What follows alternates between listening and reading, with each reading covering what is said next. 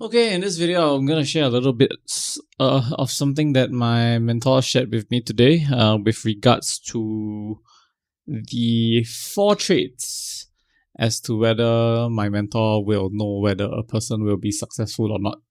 So, trait number 1 is what the fuck was the trait? The trait was emphasis. Okay, so what's the definition of emphasis? Because it's a very broad term with potentially multiple meanings. Emphasis is basically what occupies the person's mind most of the time. So, like example, when I was younger, in let's say my secondary school and poly school days, my emphasis was World of Warcraft. So basically, what that means is when I wake up, the moment I wake up, all I can think of is World of Warcraft, how best to optimize my gaming experience, how best to get the best gear, how best to do arena PvP, what's the best rotation skills and all that kind of shit to like strategize the PvP experience and also raiding experience. So yeah, that was my emphasis when I was growing up in my secondary school poly days. And obviously, just by hearing what was going through my mind most of the time during that period of time, needless to say, I flunked my secondary school and polytechnic education quite a bit.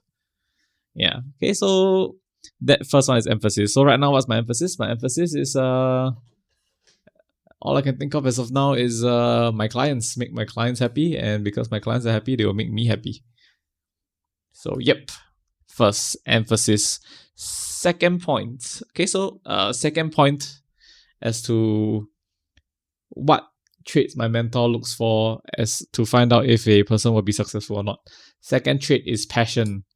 Whether the person is passionate about what he's doing, or is he just doing this for money. Yeah. So there's a lot of people who go into the business world and pick a trade because they hear a lot of times that the trade can make a lot of money. So one of the examples he like to use is like let's say a singer, aspiring musician. Is he going into the music industry for work to make money, or he's going into the music industry because he loves money? Yes, and if he's coming from the angle of he's coming into the music industry because he loves money, but or whatever the benefits like fame, fortune that being a singer can bring, then usually those people aren't the ones that will last very long in industry. Yeah. So in my mentor's words, if I hope I don't misquote him, it's basically this.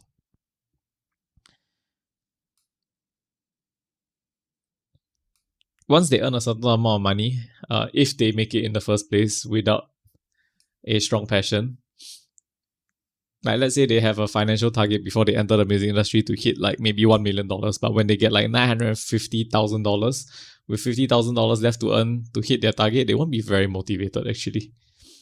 So yes, number 2 is passion. Are you doing this for the right reasons? If the reason is only for money, then perhaps the starting point is already wrong. Okay, third trait is personality.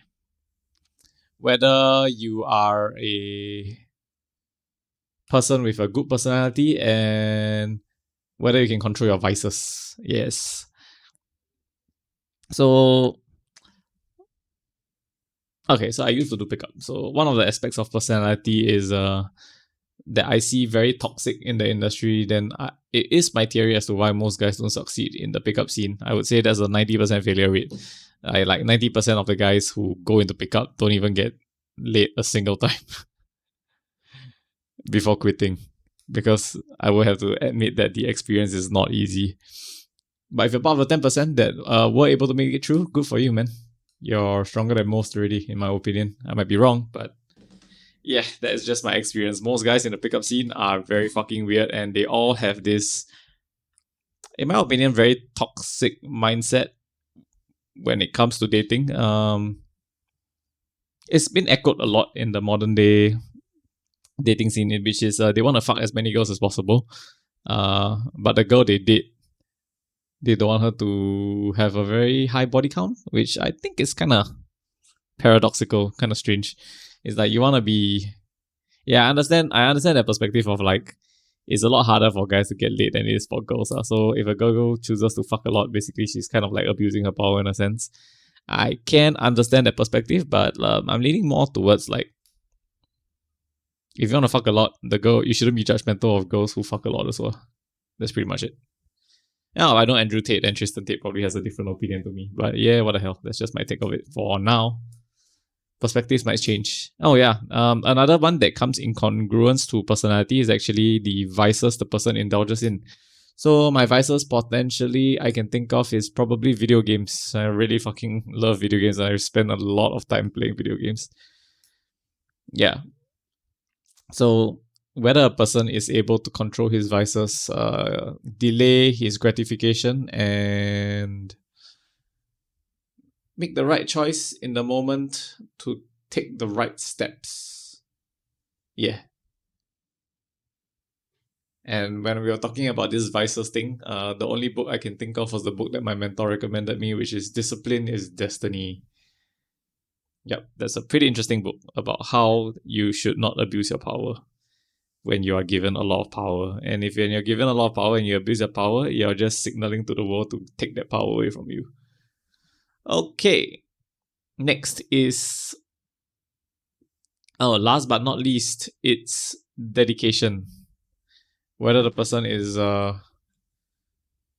willing to sacrifice. I think it comes hand in hand with vices. Vices is basically the bad stuff that you indulge in. Dedication is like whether you're willing to sacrifice things that you like to do in the moment for something that can bring a greater good. Yep, these are the 4 plus 1 trait. Actually, is 5. Yeah, but so emphasis. Number 2 is passion. Number 3 is personality and vices. Number 4 is dedication. So if a person lacks any of these 4 traits, my mentor will usually just look at them and go like, yeah, this person will probably drop off and won't reach the level of success that he wants to reach. Peace.